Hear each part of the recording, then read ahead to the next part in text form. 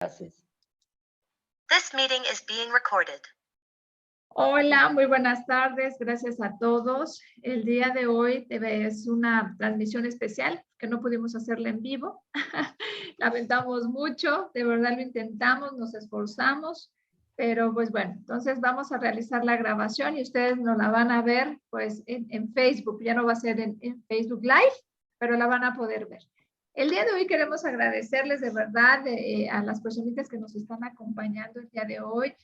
En especial a la doctora Guadalupe Torres, que es nuestra invitada especial, que nos va a acompañar para podernos hablar acerca del duelo en los cuidados paliativos. El día de hoy estamos en otro Discoffee más de nuestro Festival de Día de Muertos, muy contentos y muy agradecidos por tenerlos aquí con nosotros. De verdad es un gusto, es un tema muy interesante, de verdad que mientras más conocemos, más descubrimos una gama enorme de esto de los cuidados paliativos. Así es que gracias, doctora Lupita. Gracias a todas las personas que se están uniendo en esta edición especial de Discoffee, porque va a ser a través de Zoom y con más participantes. Así es que muchas gracias, doctora Claudia. Gracias por acompañarnos. Bienvenida. Muchas gracias. Gracias a todos por acompañarnos. Y como dijo bien Ana, hoy tenemos una invitada especial, la doctora María Guadalupe Torres Cepeda. Ella es originaria de Saltillo, Coahuila. Es egresada de la Facultad de Medicina Unidad Saltillo de la UAC como médico general, del Hospital del Niño de Saltillo, Coahuila como médico pediatra, de la Universidad de Veracruz como licenciada en Prevención y Tratamiento de Adicciones y además es diplomada en tanatología. Ella ha sido médico pediatra en estancias infantiles, en casas cunas, en el CRI, Teletón Saltillo, consulta particular en Centro Hospitalario La Concepción, Saltillo, Coahuila, el Hospital General de Saltillo como médico pediatra. Además es gestora de calidad y participante del proyecto de cuidados paliativos. Y actualmente se desempeña en el Centro de Salud con Hospital en Parras, Coahuila, en el Departamento de Calidad. Como bien dicen, este tema que vamos a tratar el día de hoy es poco conocido y es muy, muy, muy importante que extendamos el conocimiento. Doctora, bienvenida. Es todo tuyo el auditorio. Gracias. Muchas gracias. Estoy a la orden. Ustedes me van diciendo la dinámica. Es la primera vez que participo aquí con ustedes en el Discoffee. Muchas gracias, doctor. De verdad es un gusto tenerla. Bueno, mire, nosotros nos hacen llegar algunas preguntas de todo nuestro auditorio, de los pacientes, inquietudes personales y queremos externárselas. Queremos hacerle algunas preguntas y usted nos vaya ilustrando con sus conocimientos. Y la primera de ellas, por favor, díganos, ¿qué son los cuidados paliativos? Bueno, pues es una disciplina de la medicina y de todo aquel que trabaje con la medicina. Prácticamente tiene desde la Edad Media que se practica, pero ya ahorita en la época moderna pues tiene pocos años de que se reinició. Entonces ahorita la Organización Mundial de la Salud allá por el año 2000-2004 se dio a la tarea de organizar a nivel mundial todos los decálogos, propiamente los programas, etcétera, para que se llevara a cabo en los países, especialmente en Latinoamérica, y firmar el compromiso de que la pudiéramos ejercer. Especialmente lo que interesa ahorita mucho es en el sector salud por la necesidad que se presenta. ¿Qué es? Pues es aquella disciplina en donde es un programa, más bien, no es una disciplina como tal para una sola persona. Es un programa en donde se atiende a todos los pacientes que estén en etapa terminal para que lleguen a finalizar su vida de una manera muy adecuada, muy feliz, muy contenta, reconciliados con la vida, con el mundo, con las personas y para que estén lo más confortable posibles y especialmente lo primordial que no tengan dolor, que no tengan sufrimiento y dolor. Muchas gracias, doctora. Voy. Ok, ¿y qué áreas son las que se encarga o atienden los cuidados paliativos? Pues prácticamente son todos los pacientes que tengan un diagnóstico de terminalidad, o sea, que ya sepan que se va a fallecer. Frecuentemente se piensa que son los pacientes de cáncer, que son los pacientes con ABC o EBC, con secuelas de EBC, que ya están en muy mal estado terminal, pero nos olvidamos, por ejemplo, de los diabéticos que están en estados avanzados de sus complicaciones, ya sea renales, cardíacas, generalmente son renales o hepáticas. Cualquier paciente de cualquier edad, desde recién nacidos hasta cualquier edad, puede entrar a cuidados paliativos. Pero son aquellos pacientes que tienen ya un pronóstico. Ese es el fundamento, es el diagnóstico de terminalidad. Hay criterios que se ajustan para cada patología. Por ejemplo, para insuficiencia renal, pues tiene que cumplir con criterios de creatininas, de depuración de creatinina, de volúmenes urinarios, que si había tenido diálisis peritoneal, etcétera, que si había tenido hemodiálisis, que si no funcionaron, etcétera. En eso sí somos bien precavidos, en que se tiene que concertar el diagnóstico. Por ejemplo, sobre todo en cáncer, nos ha pasado. En cáncer tenemos que tener de preferencia el diagnóstico histopatológico. Obviamente, si el paciente ya está en estado terminal, que tú ves que ya prácticamente están en agonía, pues no le vas a decir que no, porque no tienes el reporte histopatológico. Pero sí es muy importante cumplir con todos esos criterios de cada una de las patologías. A veces nos tenemos que apoyar con médicos especialistas o subespecialistas para reunir esos criterios, para recabar sobre todo los exámenes que faltarían. Gracias, doctora. ¿Y las áreas de los cuidados paliativos solo se enfocan en el aspecto físico? ¿Solo en tratar? Claro que no. No, ahorita... Perdón que te interrumpa. No, por favor, esta es su plática, es toda suya. Ahorita hay un programa en el IMSS en donde prácticamente casi que se dedica nada más a la cuestión de lo que es la salud corporal. Acá en cuidados paliativos vemos todo lo que implica. Es la salud psicológica, es corporal, obviamente, que esté en el mejor bienestar físico. Es la salud espiritual, la psicológica, la de su ambiente, la social, la de su familia y la de sus familiares. Es una manera muy bonita, integral de tratar al paciente. Se le da todo el tiempo que se requiera para hacer ese acercamiento en todos esos ámbitos del paciente, hasta legal, jurídica, se le puede apoyar. Muy bien. ¿Y quiénes conforman el equipo? ¿Es nada más un médico? ¿Es una enfermera? ¿O quiénes son, doctora? Mira, en México está dividido por niveles de atención. Obviamente hay niveles, por ejemplo, nosotros acá que estamos en Parras, pues es un primer nivel, pero se pudiera conformar un equipo como casi como un segundo nivel. ¿Quiénes son? Lo básico es un médico y una enfermera, porque son los que van a hacer la visita domiciliaria, que es uno de los atractivos de este programa, que no nada más se va a ver al paciente en el hospital, incluso lo que se quiere es que tenga las menos visitas hospitalarias. La cuestión aquí es ir a su casa, estarlo atendiendo en su casa, irlo a revisar, a checar. Bueno, ahorita les platico lo demás. Estar en constante comunicación para evitar esas visitas domiciliarias. Como te decía, el equipo está conformado por el médico, la enfermera, una psicóloga, la nutrióloga, todo lo que se pueda apoyar en esta participación. Porque es pesado para el personal médico. Es pesado porque son 24 horas que tenemos que estar al pendiente de ese paciente y contestar el teléfono a la hora que se requiera.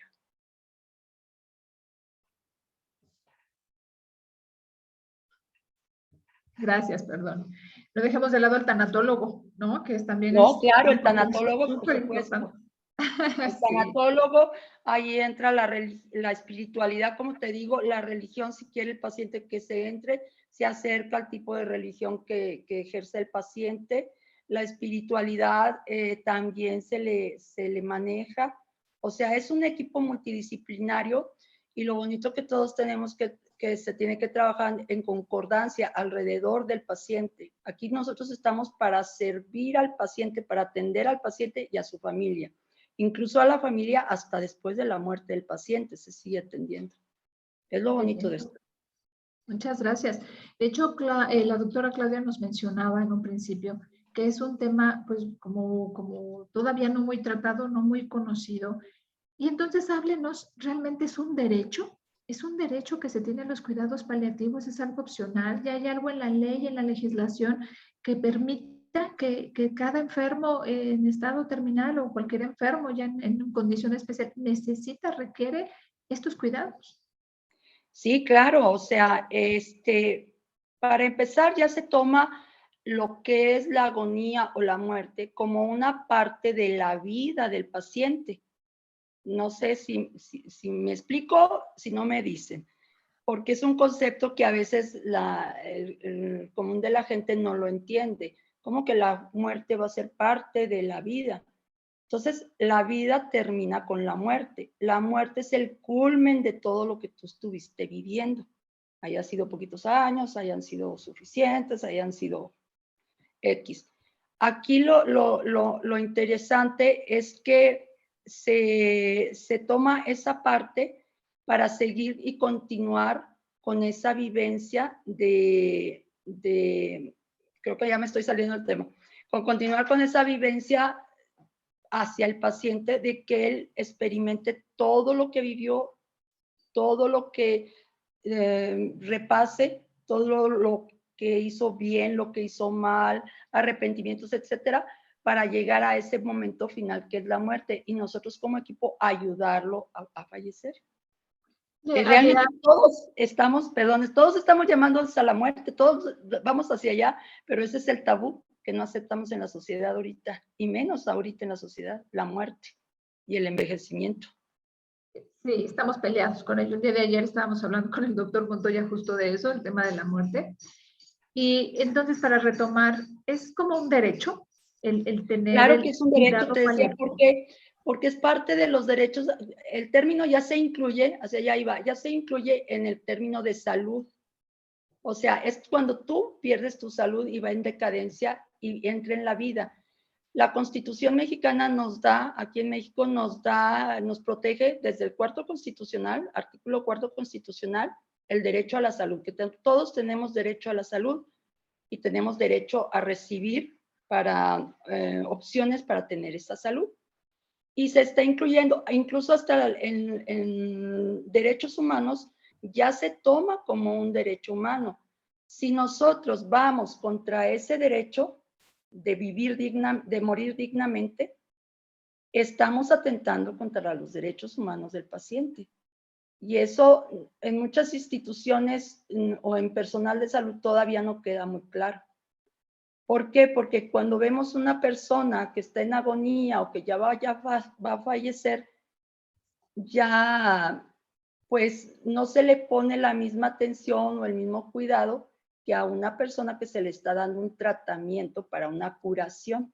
Aquí el tratamiento que le damos, médico, psicológico, nutricional, tanatológico, de lo que se requiera, es para que llegue a ese cachito que le queda de vida, sea bien pleno y llegue al final de la vida, que es la muerte. No sé si me explico. Por eso es bien importante saber que está en la Constitución, que está en derechos humanos. De la Constitución se derivan la Ley General de Salud, también está plasmado en la Ley General de Salud, y de la Ley General de Salud se derivan las normas oficiales mexicanas, lo que conocemos como NOMS. La que cubre cuidados paliativos es la norma 011. Ahí viene bien descrito todo lo que debemos de cumplir en cuidados paliativos. Por eso ya está cubierto por la ley. El no hacerlo, estaríamos atentando contra la ley. Maravilloso, eso es bueno saberlo, para que todos lo tengamos presentes. Oiga, Sí. doctora, y hablando de esto, ¿podrías darnos la diferencia? Porque hay personas que se confunden cuidados paliativos con eutanasia. ¿Podrías darnos una breve explicación de cuál es la diferencia? Claro, y ahorita que está tan de moda y en cuestiones legales y tantos países que están metiendo todo eso a sus legislaciones, es bien importante saber cuál es la diferencia. En cuidados paliativos no vamos a provocar la muerte, vamos a acompañar en ese proceso. ¿sí? Sí podemos usar medicamentos en un momento dado, por decir, que se usan en la eutanasia, que a veces ahí confunden. Hasta me ha sorprendido, muchos legisladores lo confunden al decir sus opiniones en los medios de comunicación. Y no es lo mismo. Podemos usar ese medicamento para las dos cosas, para tanto los cuidados paliativos como para la eutanasia. No los voy a mencionar porque no los quiero mencionar, pero la diferencia está en la dosis y en la intención con que lo hacemos. ¿Sí? Las dosis son muy diferentes y sobre todo la intención con que se hace. Ahorita nuestra constitución, la eutanasia es como un proceso de provocar la muerte. Por lo tanto, estás en un delito. Estás cometiendo un delito. Hasta este momento, como está la legislación en México. Pero es un hilo tan delgado, que una línea tan pequeñita, tan delgadita, que se puede cruzar en cualquier momento. Por eso las características que debe de tener el personal que está a cargo de cuidados paliativos, ¿sí? Debe conocer lo que estar súper capacitado en lo que está haciendo y diciendo, sobre todo, estar muy capacitado, conocer las leyes, conocer las normas y la intención y la bioética. Eso es bien importante, la intención y la bioética con la que trabajamos. Nosotros no queremos que fallezca antes de que le toque. Sabemos que va a fallecer, pero no le vamos a adelantar la muerte, ese término de la vida. Es bien importante tener bien claro que no es lo mismo, no es lo mismo. Gracias, doctora. Anita, tú. Gracias, doctora. Y por favor, háblenos, ayúdenos de qué papel juega la familia en este proceso de los cuidados paliativos. Es bien interesante, fíjate, y es bien importante. Yo diría que es el 50% del trabajo con el paciente que entra a paliativos. ¿Por qué? Porque para empezar en el proceso, cuando se va a ingresar un paciente a paliativos, en los hospitales que somos del sector público, se hace un estudio de la familia, ¿sí? Si no pasa ese estudio, generalmente ese estudio lo hace en trabajo social y a veces en apoyo con la psicóloga. Si ve que esa familia no va a dar apoyo porque está desunida, porque no hay familia, porque se le llama red de apoyo, desgraciadamente tenemos que negar el ingreso a este programa. Es bien duro eso. Tan importante así es la familia. La familia, a veces tú te encuentras con familias bien dispuestas que quieren entrar al programa y a veces te encuentras con familias indiferentes o con familias que están divididas para entrar al programa, ¿sí? O simplemente ellos no quieren más trabajo, ya lo que quieren es que su familiar fallezca. Todo depende de la relación que hayan llevado con él o en ese momento cómo esté la relación familiar. Muy bien. ¿Y cuál es la diferencia, doctora, entre una clínica del dolor y los cuidados paliativos? ¿Hay alguna Pues sí, mira, diferencia?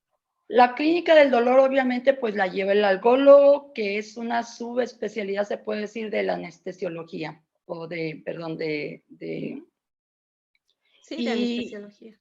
Sí, y la diferencia es que ahí prácticamente se maneja todas las fases del dolor, en la clínica del dolor, con todos los medios se puede decir, ya sea medios físicos, ya sea medicamentos, ya sea intervencionismo o de intervención. Hay muchas maneras en que el algólogo puede trabajar. Y en cuidados paliativos, acá lo que hacemos es que como lo decía al principio, se maneja al paciente integralmente, manejas todas sus fases, toda su vida se engloba, incluso obviamente puede entrar el algólogo, que es una parte de cuidados paliativos, que ese ya es parte del tercer nivel, el apoyo que recibimos del tercer nivel de atención. No sé si queda claro. Sí, sí, muy claro. Muchas gracias. Haciendo un pequeño breve. La doctora Claudia va a retirarse en un ratito más porque tiene otro compromiso, pero nos quedamos nosotros aquí. Pues sí, en el momento que ya no ven a la doctora Claudia, no es que se haya ido. Intencionalmente, ¿no? Se No, tengo despide. otro paciente, pero gracias. Gracias. Bueno, Gracias, doctora Guadalupe, yo tengo esta como inquietud. Usted acaba de decir que la familia juega un papel crucial para ser parte del programa. O sea, que esto quiere decir que si no cumplen con ciertos requisitos, no puedo ser parte. Y en dado caso que cumpla los requisitos, ¿cómo sí puedo ser parte? ¿Qué, aparte de ser una familia unida tal vez, cómo puedo ser yo acreedora a estos cuidados paliativos si quiero que sean llevados a cabo en mi casa, en mi domicilio? ¿Cómo funciona esto? Sí, eso es bien importante. Mira, cuando se estudia esa red de apoyo, si se ve que o no es suficiente, que nada más es un solo cuidador y que no tiene amigos o otra red de apoyo ese cuidador, pues desgraciadamente se le tiene que negar la entrada al programa. Y luego, ya entrada la familia, se hace un compromiso. Incluso en el Hospital General ya teníamos cartas en donde se hace el compromiso de que ellos entran al programa, de que van a seguir las instrucciones del médico, de la enfermera, de la psicóloga, y de que van a pedir apoyo a otras personas de la misma familia o de sus vecinos, amigos, compañeros. Pero es un compromiso serio, porque prácticamente el paciente no lo vamos a ver por turnos como estamos acostumbrados en los hospitales. Lo están viendo las 24 horas del día allí en su casa. Y pasan los días y eso es muy, muy pesado para el familiar. Nos han tocado familiares que llegan a burnout, o sea, se queman, ¿sí? Porque ellos quieren tomar, un solo familiar quiere tomar toda la responsabilidad y todas las acciones, lavar, planchar, hacer de comer, hacer curaciones, cambiar cama, bañar paciente, etcétera. Y eso es muy pesado. Entonces, por eso la importancia de que la familia esté involucrada, que se hagan roles. Se puede organizar de muchas maneras esa familia. Se pueden hacer roles de funciones, tú vas a ir al mandado, tú a los medicamentos, tú a la comida, tú lavar, etcétera, o por horarios, o tus sábados y domingos y yo descanso esos días, pero descansar para ese familiar es descansar, que se olvide de la casa, que se olvide del familiar enfermo, porque es súper pesado hacer esa atención. Como te digo, ya hemos tenido pacientes y familiares en esas circunstancias y es muy pesado, incluso para el mismo equipo médico, para el mismo equipo de salud, es muy pesado llevar una relación así. Sí, claro, nos ha tocado casos que esperábamos el fallecimiento del paciente y fallece a veces el cuidador primario, ¿no? Entonces, esta parte es muy, muy importante. Y doctora, ¿qué pasa cuando se les niega la atención? Que no reúnen los requisitos, no está la cantidad de personas suficientes. ¿Esos cuidados los reciben en el hospital? Pues sí, como un paciente cualquiera crónico. O sea, si necesita hospitalización, se queda en el hospital. Si no, pues se va a su casa. Nos ha tocado también pacientes, por ejemplo, que son de pacientes que viven en la calle o que tienen problemas mentales.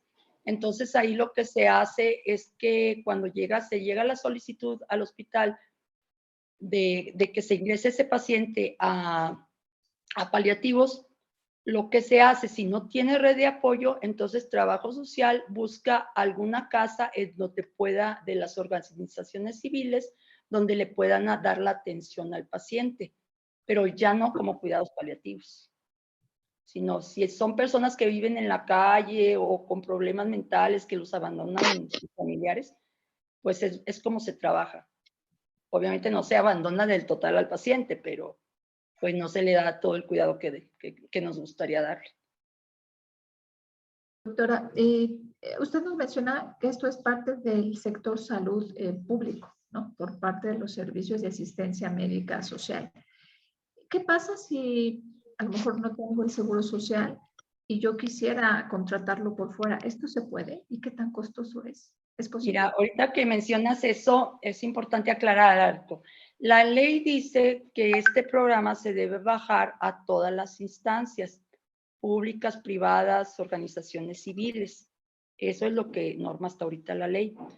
Y hasta ahorita la mayor parte de del sector es el sector público el que está llevando esta oferta, ¿sí? Este programa. Entonces, ¿qué pasa? Si el paciente tiene IMSS, el paciente se va al IMSS. Eso ya es por normatividad a nivel nacional.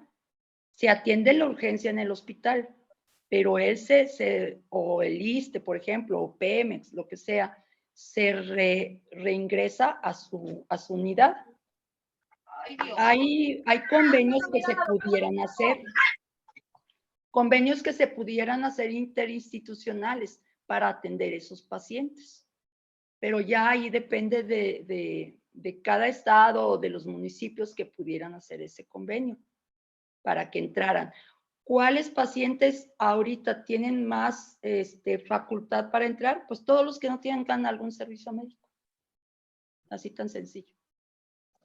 Entonces, los pacientes, digamos, que tienen gastos de seguros médicos mayores, por ejemplo, y pueden estar en algún hospital particular, ahí también reciben, obviamente es pagado, ¿no? Es un cuidados adicionales que el hospital proveería, y esto se paga Fíjate que no, eso sí lo ignoro hasta ahorita, qué seguros tienen esa cobertura.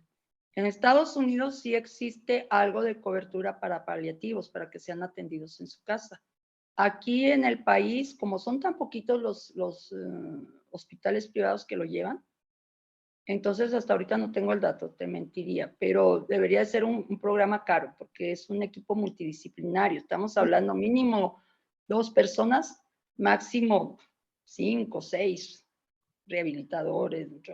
Es un mundo de gente la que participa. Más por lo que usted dice que son de 24 horas, ¿no? Exactamente. Es todo el Porque tiempo. tú debes de estar al pendiente, uno como parte de este equipo, debes de estar al pendiente de lo que el paciente necesite. Doctora, y si nosotros tuviéramos un pacientito en casa y nosotros tenemos la facultad de poder contratar a los servicios de una enfermera y ella puede estar, bueno, no ella, cambiando de personal de enfermería, ¿eso pudiera considerarse como cuidados paliativos que le estoy dando a mi familiar? No, yo creo que no, porque la enfermera puede estar capacitada en tanatología, puede estar capacitada en cuidados paliativos, pero ella tendría que formar su equipo. Volvemos a lo mismo. La característica de cuidados paliativos es que es un equipo interdisciplinario o multidisciplinario, que está conformado por diferentes disciplinas. Todos necesitamos de todos para llevar el adecuado manejo del paciente. Sí, fíjese que el día de ayer estábamos platicando con el doctor Montoya, bueno, no ayer, creo que en otra plática, y nos mencionaba acerca de que en el hospital pueden decirte, no, llévese a su familiar, lléveselo a casa ya, para que viva los últimos días acompañado de su familia, lléveselo, cuídelo allá. Y de alguna forma uno tendría la elección de decir, sí me lo llevo, pero sí me lo llevo, ¿cómo? ¿Quién lo va a cuidar? ¿Quién lo va a ver? Y si no me lo llevo, aquí se va a quedar y le va a recibir los cuidados tal cual, porque aunque ya le quede un día, 2 días, lo van a cuidar bien. ¿Cómo es esta parte, doctor? Es bien difícil. Nosotros acá ya en el programa, déjate lo describo todo el programa, cómo es el ingreso del paciente. Se detecta a un paciente crónico, ¿sí? Lo ideal, por ejemplo, en cáncer, es que desde el momento que al paciente le van a dar la noticia de que ya que le tomaron biopsia, ya que hicieron todos los estudios, no estoy hablando al principio, que probablemente usted tenga cáncer, no, ya que tienes todos los estudios histopatológicos, que te digan, ¿sabe qué? Va a ir a radioterapia, tiene un cáncer maligno, o ya invadió, está invadido, etcétera. Ahí en ese momento, lo ideal es que esté un tanatólogo o con el médico que va a dar la noticia, o una persona de cuidados paliativos para que el paciente se familiarice y el programa también con ese paciente. Después, eso es por oncología. Cuando un paciente está internado en el hospital por insuficiencia renal crónica, cardíaca, con un problema cerebral muy agudo, con una hemorragia cerebral que lo dejó prácticamente apenas respirando y apenas comiendo, no están tocados que ya ni comen, o sea, ya con gastrostomías, etcétera.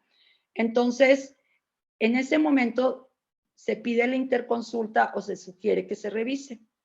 Se junta el equipo interdisciplinario con el médico que lo está tratando, con el médico tratante, medicina interna, cirugía, neurología, quien sea, y se hace una reunión. Son reuniones muy pesadas, porque ahí es donde vas a evaluar los criterios de terminalidad, de que el paciente realmente tiene muchas probabilidades de ya morir pronto por esa patología. Si faltan criterios, que le falten exámenes, que le falten radiografías, estudios, se regresa o se le solicita a ese médico que lo está tratando que nos llene propiamente todos los faltantes para nosotros saber si es candidato a cuidados paliativos. Al mismo momento, trabajo social hace su estudio de la familia, casi que a la par, porque si tiene criterios médicos, pero no tiene el apoyo de la red familiar o de red de amigos, pues no va a haber ingreso. Entonces ya se ingresa, por decir, se acepta ese paciente ya ahí en el hospital. Generalmente son pacientes que ya están hospitalizados, de los que nos llaman, que ya les dieron malas noticias. Se ingresa y ahí se empieza, desde que está en el hospital, se empieza a trabajar en cuidados paliativos con la familia, con el paciente, con los mismos médicos que no sabemos a veces manejar a esos pacientes ya en estado terminal. Y se les empieza a educar a la familia, por decir, cómo llevar la cuantificación de medicamentos, la lista de medicamentos, horarios de medicamentos, cómo hacer sus cronogramas, cómo hacer lo de los alimentos, cómo contar la orina, cómo contar las excretas, los vómitos. Se le empieza a educar.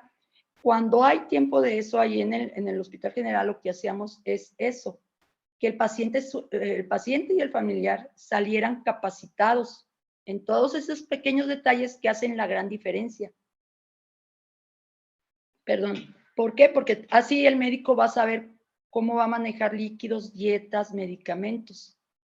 De la otra manera estamos trabajando a ciegas. Es un trabajo muy bonito que se empieza a hacer desde el momento que se ingresa a cuidados paliativos. Después, ya que se va a su casa, si tenemos la dicha de que vaya a casa, porque generalmente todavía en el área pues, médica y del sector público no tenemos la cultura de llegar a tiempo. Generalmente nos hablan cuando ya están por fallecer. Aquí la idea es que cuando el paciente todavía ande caminando, pueda hacer actividades, se pueda ingresar al programa. ¿Para qué? Para que el paciente sea el dueño de su vida. Ese es uno de los fundamentos, que el paciente sea el dueño de su vida en sus últimos momentos, en sus últimos días, en sus últimos meses. Y él diga qué quiere y qué no quiere. Si no, pues la que va a tener que decidir es la familia. Aquí la idea es que sea el paciente. Se va a su casa y se empieza a trabajar con ellos en casa. Entra la enfermería, como todo lo que te digo, cómo cambiar la cama, cómo poner sábanas clínicas, cómo poner pañales, tanto en cama, como poner pañales al paciente, cómo prevenir úlceras de decúbito, que son pues de las complicaciones más frecuentes que llevan más pronto a la muerte de un paciente crónico. Cómo dar la alimentación, cómo limpiar las sondas nasogástricas, cómo limpiar las gastrostomías. Es toda una ciencia, es todo yo lo manejo, incluso ya empezó una subespecialidad, una especialidad de cuidados paliativos en la Ciudad de México. Tiene 2 años, yo creo, en el Seguro Social. Y es como se va educando al paciente y a la familia. Súper interesante, doctora. De verdad, es como todo un mundo y sobre todo toda una preparación, como usted lo dice, multidisciplinaria y el papel que juega la familia que es bien importante. Exacto. Hay una parte a la que se le llama planificación anticipada, que aquí nos ayuda a prepararnos, como usted ya lo mencionó, la importancia de la familia y sobre todo si no hay esta red familiar, pues no es parte de ser acreedor de este servicio. Dentro de la planificación anticipada, ayúdenos por favor a ver ahora la parte de la preparación para despedirse de su ser amado. Usted menciona una palabra que se llama terminalidad. ¿Nos puede ayudar cómo es esto de que la familia ya lo sepa y cómo se prepara la familia para ello? Ahí es bien importante que entre el tanatólogo, es cuando entra el tanatólogo en esa preparación, tanto para el paciente como para los familiares. Obviamente están viviendo un duelo y en el duelo, como sabemos, pues entra la negación. Es una de las fases del duelo, que pues las fases del duelo no necesariamente tienen que ir todas A, B, C, D, E, ¿verdad? Puede presentarse primero la C y luego se brincan a la A y ahí van. Entonces, aquí es bien importante en la planificación, porque primero hay que trabajar con la familia y con el paciente en que tomen conciencia, en que acepten la enfermedad. ¿Es muy doloroso? Sí. ¿Te quieres morir con ellos? Sí. Pero hay muchas cosas que podemos hacer todavía con ellos o el mismo enfermo hacer por él y por su familia. Entonces ahí empezamos a planificar. ¿Tienen que vivir? Sí, lo tienen que vivir. ¿Qué se planifica? Te decía, es el tanatólogo, y si el tanatólogo ve que ese paciente o ese familiar tiene problemas psicológicos que salen de su ámbito de trabajo del tanatólogo, depresiones mayores que ya no son fáciles de manejar o que se requiere medicamento, ¿sí? Enojos o traumas. Entonces ya se pasa a psicología o a psiquiatría, depende de los elementos que tenga a las manos. Ahí ya estamos planificando. Obviamente todo esto se hace en base a juntas que está teniendo el equipo multidisciplinario, pues cada semana o cada 15 días, depende de la evolución del paciente, y se están teniendo esas reuniones para ver la característica de la familia, todos los hijos, los abuelitos, lo que está integrando por la familia, quién necesita cada uno de ellos, si con pura tanatología y manejo tanatológico va a salir, si necesita psicología, psiquiatría, si necesita apoyo de ONGs, etcétera. Y en cuanto al familiar también entra tanatología con todo su saber y entra la planificación y él va a decir si necesita el apoyo de un abogado, por ejemplo, que quiera dejar testamento, que quiera dejar arregladas sus cosas, sí, o entra la espiritualidad o entra la religión, hablarle a la religión o a la persona que él quiera que se le llame. Todo eso entra en la planificación porque se van haciendo reuniones para ver las necesidades de esa familia y de cada integrante de la familia y del paciente. Y doctora, gracias. Aquí me gustaría hacer un pequeño paréntesis en relación a que usted mencionó las etapas que vive el enfermo terminal.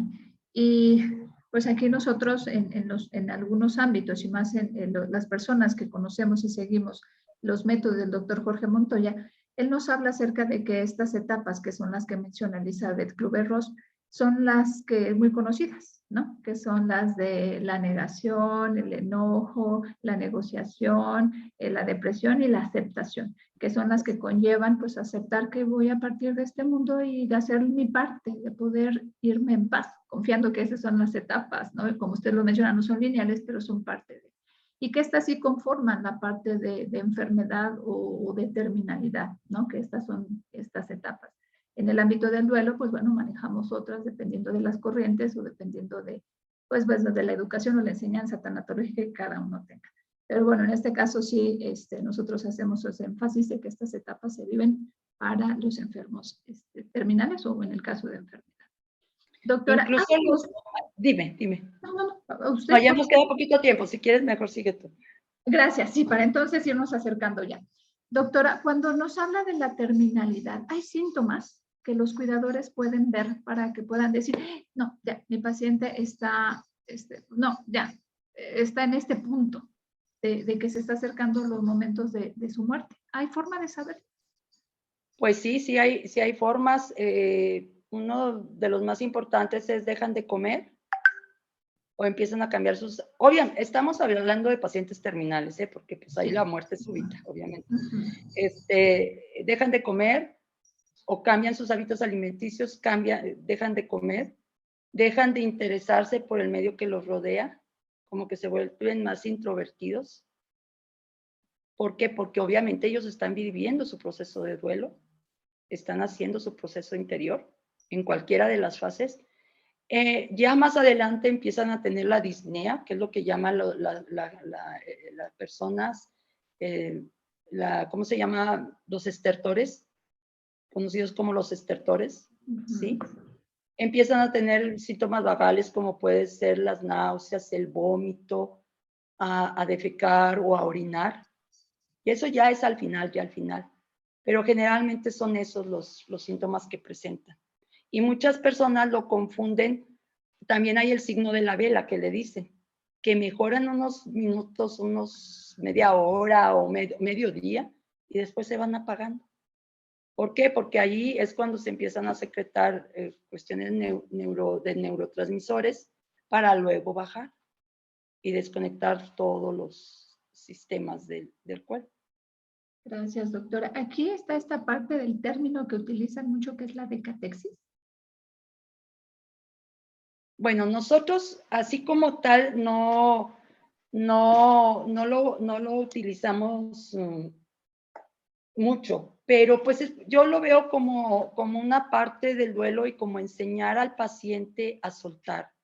Y ahí es donde también entra el trabajo que hayamos hecho con los familiares, de dejar ir a ese paciente. Nos tocó una vez, no voy a decir nombres, una paciente que la hija no la dejaba ir. Y mami, no te mueras, no me dejes sola y no te vayas y yo me voy a morir contigo. Obviamente que la mamá no se moría. Esa paciente la teníamos así como mucho para 2, 3 meses. Nos duró 6 meses. Hasta que en una ocasión tuve que ir, yo estaba coordinadora ya un fin de semana y pues hice de mis argucias de adicciones, le hice una intervención temprana, pero se la hice a la hija. Fue muy dura esa intervención, no es fácil. Hacerla consciente de una manera pues, un poquito drástica de que su mamá ya está terminando, que la deje ir, que la suelte a la mamá, para que su mamá se vaya en paz, que su mamá estaba esperando que la hija asumiera que ella va a fallecer y que le dijera que ella iba a estar bien, que se fuera sin cuidado, que no tuviera pendientes, que ella no se iba a matar, porque eso le llegó a decir, que ella no se iba a matar porque ella se iba a morir. Obviamente, pues ya tenía intervención de psicología, la señora, de psiquiatría, pero son momentos bien, bien cruciales en cuidados paliativos que te la tienes que meter todos los elementos que tengas a la mano para salir adelante del paciente y de la familia. Muchas gracias, doctora. Pues para concluir con esta última pregunta, cuando nosotros queremos ir a ver a un enfermo terminal, somos familiares que queremos ir a verlo, ¿esto es posible? ¿Y qué es lo adecuado si es que queremos ir a visitar a un familiar que ya está en estado terminal? Pues primero que nada, revisar al interior de cada quien que quiere hacer la visita, ¿por qué quiero ir? Porque realmente me interesa la familia, porque realmente me interesa el paciente o me interesó el paciente o por morbo, por curiosidad o por qué. Es válido cuando quieres ir a ayudar, cuando quieres irte a poner a disposición, cuando quieres ir a despedirte de esa persona, cuando quieres ir a decirle no te preocupes, todo está bien, yo me voy a encargar de esto y esto y esto y esto, o dime que te ayudo. O a la familia, oye, yo te traigo la comida una vez a la semana, o yo te lavo la ropa, o yo te llevo a los niños a la escuela. O sea, hay muchas maneras en que una persona ajena al núcleo central de la familia puede ayudar, ¿sí? Y obviamente el paciente es el que va a decir si acepta visitas o no y respetar esa voluntad. Sí, doctor, correcto. Y yo creo que de alguna forma pues ser muy respetuoso con ellos, ¿no? Si somos familiares Exacto. cercanos, en Muy especial, ¿no? respetuosos, muy cercanos, no tenerles miedo. Si ya se decidieron, o sea, a ir de buena voluntad, o sea, ser muy cercanos con ellos, acariciarlos, tocarlos. Lo último que pierde un paciente en terminal es la entonces, estarles hablando bien bonito, estarlos acariciando, el tacto también es una de las últimas cosas, aunque veamos que no se mueven, nos están sintiendo y nos están escuchando. Ay, doctora, pues la verdad es que es un tema muy interesante, es poco el tiempo para poder abordar todo lo que quisiéramos platicar y a lo mejor en esta plática, en este Need Coffee, nos iremos a otros más. La verdad es que le agradecemos muchísimo todo su conocimiento, todas sus aportaciones y el que haya estado con nosotros aquí. Gracias a todas las personas que asistieron hoy en este Deep Coffee especial que fue como virtual. Después esta grabación se pasará a Facebook porque no pudimos hacer el enlace en vivo. Pero de verdad les agradecemos muchísimo por estar aquí. Gracias, doctora, por todo su conocimiento y por acompañarnos. No sé si algo más con lo que usted quiera cerrar para despedirnos. Pues no, nada, que estén abiertos a esta nueva manera de ver la vida y de ver la muerte, a participar con las personas cercanas que estén en estos estados, a ayudarlas, ya sea como familiares, como personal de salud. Al personal de salud, al personal que trabajamos con enfermos, cualquiera que sea la práctica que se realice con ellos, a capacitarnos porque yo creo que es uno de los renglones que tenemos, de los retos que tenemos adelante.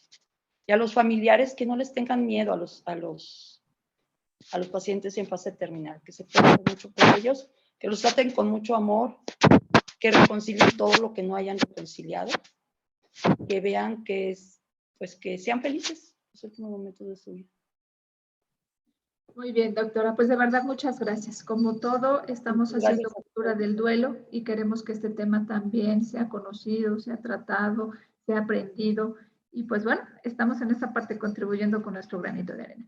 Gracias a todos, de verdad, les agradecemos muchísimo y nos vemos en la siguiente Deep Coffee. Muchas gracias. Muchas gracias. Bye.